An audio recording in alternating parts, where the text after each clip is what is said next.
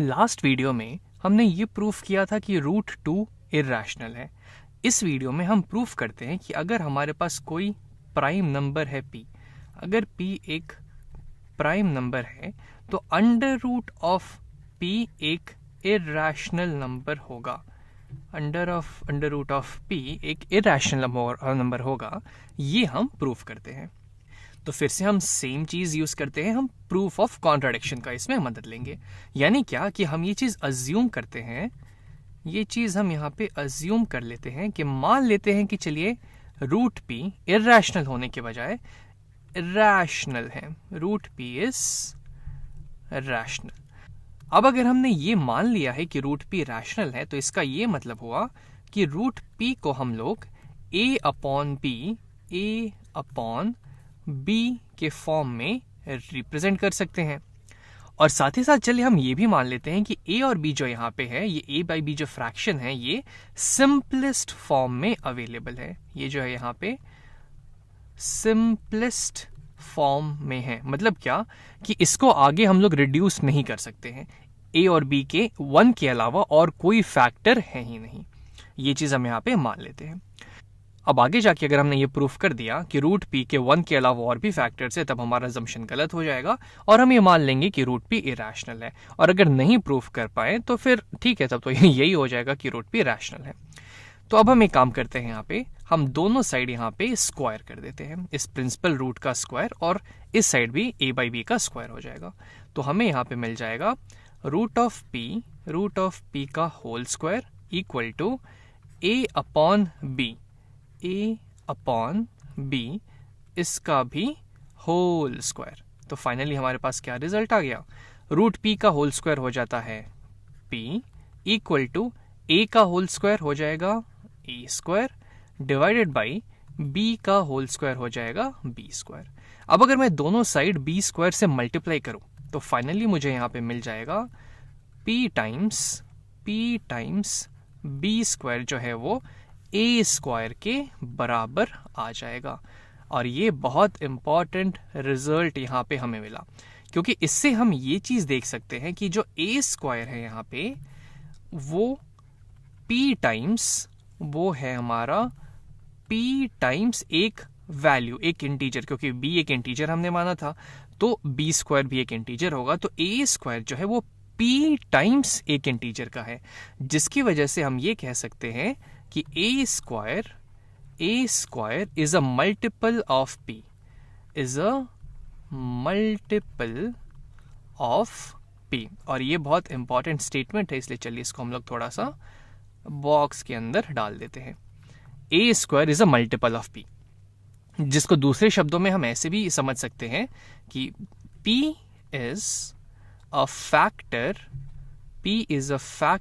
Of a square, p is a factor of a square. ये चीज हमको पता चल गई, क्योंकि a square p times something हो गया और p हमारा एक प्राइम नंबर है। तो एक चीज ये हमें क्लियर हो गई कि p जो है वो a स्क्वायर का एक्चुअली सिर्फ एक फैक्टर नहीं, एक प्राइम फैक्टर हो जाएगा, एक प्राइम फैक्टर, क्योंकि p एक प्राइम नंबर भी है। अब जैसे मान लेते हैं कि हमारा जो नंबर a है, जिसको हमने खुद से मल्टीप्लाई करके a स्क्वायर बनाया, उसका प्राइम फैक्टराइजेशन में कुछ प्राइम नंबर्स आते हैं। जैसे कि अगर यहाँ पे मैं लिखूं a जो है वो है कुछ, मान लीजिए कुछ प्राइम फैक्टर से बना हुआ है, जैसे जिसकी वैल्यू है कुछ f1 times f2 times f3, अरे ऐसे fn तक चला जाएगा, जहां पे f1 f2 f3 ये सारे इसके प्राइम फैक्टर्स है। इनको जब हमने आपस में मल्टीप्लाई किया तो मुझे a मिल गया। अब ये कुछ भी हो सकते हैं, कितने नंबर में भी हो सकते हैं, ये हमें नहीं पता। हमने जस्ट मान लिया है कि a को जब हमने प्राइम फैक्टराइज किया तो हमें उसके ऐसे प्राइम फैक्टर्स मिल गए। अगर ये बात है तो a के ये प्राइम फैक्टर्स हो गए। तो अब अगर मैं a स्क्वायर का प्राइम फैक्टराइजेशन करना चाहूं तो उसकी वैल्यू हो जाएगी a टाइम्स a, यानी कि f1 times f2 times fn तक times f1 times f2 up to fn तक। ठीक है, a टाइम्स है, ये मैंने इसको दो बार आपस में मल्टीप्लाई कर दिया। और अगर इसको मैं थोड़ा सा रीअरेंज करके लिखूं तो ये हो जाएगा f1 times f1 times f2 times f2 ऐसे करते करते fn टाइम्स fn, यानी कि जो भी प्राइम फैक्टर्स हैं ए के ए स्क्वायर में वो 2 बार आ रहे हैं, कम से कम वो रिपीट हो रहे हैं, कम से कम वो फैक्टर 2 बार तो अवेलेबल हैं ही। अब यहाँ पे हमने देखा था कि p जो है वो ए स्क्वायर का प्राइम फैक्टर है, तो मान लेते हैं इनमें से कोई किसी की वैल्यू p है, जैसे कि मान लेते हैं मेरा f2 जो है वो p के बराबर है, तो F2 यहां भी है और F2 यहां भी है, दोनों जगह F2 है, यानी कि P जो है वो A का भी प्राइम फैक्टर हो जाएगा, क्योंकि मान लीजिए ये वन ऑफ द फैक्टर्स है जिसको हमने P मान लिया है, तो P हमें यहां दिख गया तो P हमें यहां भी दिख जाएगा। तो इससे हम ये कंक्लूड कर सकते हैं P is a prime factor, P is a prime factor of A का भी P एक प्राइम फैक्टर हो जाएगा। अब एक बार ये हमने लिख लिया तो इसके बेसिस पे हम इसको ऐसे लिख सकते हैं कि अगर P A का प्राइम फैक्टर है तो मैं लिख सकता हूं A is equal to, same colour हम यूज करते हैं यहां पे, A is equal to P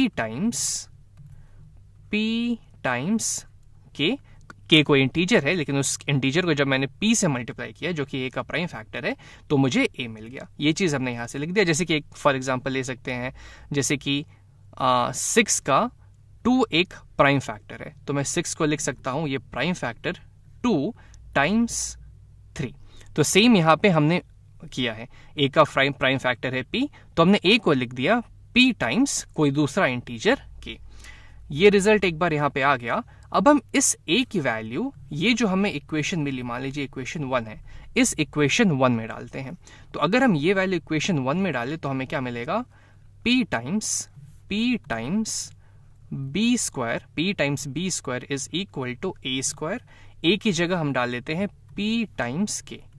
P times K का होल स्क्वायर। तो फाइनली यहां से मेरा रिजल्ट आ गया P टाइम्स B स्क्वायर जो है वो हो जाएगा P स्क्वायर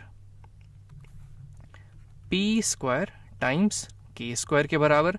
अब दोनों साइड चलिए P से डिवाइड कर देते हैं, इधर भी डिवाइडेड बाई P, इधर भी डिवाइडेड बाई P। तो फाइनली मुझे क्या मिल जाएगा, मेरे पास आ जाएगा B स्क्वायर, क्योंकि इधर अगर मैं ऊपर नीचे P से डिवाइड करूं तो ये हट जाएंगे, और इधर हो जाएगा P 1 जा P, और इधर P टाइम्स P है तो एक P गायब हो जाएगा। तो फाइनली मेरे पास आ जाएगा इधर P टाइम्स K स्क्वायर। अब सेम चीज हमको यहाँ पे फिर से मिल गई कि B square P times K square हो गया, जो कि हमें यहाँ पे मिला था कि A स्क्वायर है P टाइम्स B स्क्वायर था। अब B square P times K square, इसका मतलब ये हो गया कि B square is a multiple of P, या फिर इसको हम ऐसे बोल सकते हैं कि P is a factor of B square. अब अगर P B स्क्वायर का फैक्टर है, तो जैसे हमने यहां ऊपर देखा था कि अगर P A स्क्वायर का फैक्टर है तो P A का भी फैक्टर है, उसी तरीके से P अगर B स्क्वायर का फैक्टर है तो इसका मतलब हम ये कंक्लूड कर सकते हैं कि P जो है P is a factor of B, P जो है वो B का भी फैक्टर होगा। ये रिजल्ट हमें यहां से पता चल गया। अब इसके बेसिस पे, और ये जो रिजल्ट हमें यहां पे मिला कि P A का भी प्राइम फैक्टर है, और P जो है चूंकि प्राइम नंबर है तो वो B का भी प्राइम फैक्टर हो गया। लेकिन हमने अज्यूम क्या किया था कि A बाई B तो सिंपलेस्ट फॉर्म में है, यानी कि 1 के अलावा इसका तो और कोई कॉमन फैक्टर हो ही नहीं सकता। लेकिन यहाँ पे तो हमें ये कॉमन फैक्टर इनका P मिल गया है, यानी कि हमारा जो यहाँ पे अजम्पशन है वो तो गलत हो गया कि A by B simplest form में तो है ही नहीं, और जो हमने ये अज्यूम किया था कि रूट P रैशनल है वो तो हमारा अजम्पशन सही नहीं रहा, ये गलत हो गया। अब अगर रूट P रैशनल नहीं है तो उसे इरैशनल होना ही पड़ेगा। तो फाइनली हम ये लिख सकते हैं कि root P under root of a prime number is irrational. ये चीज हमने यहां पे फाइनली प्रूफ कर दी।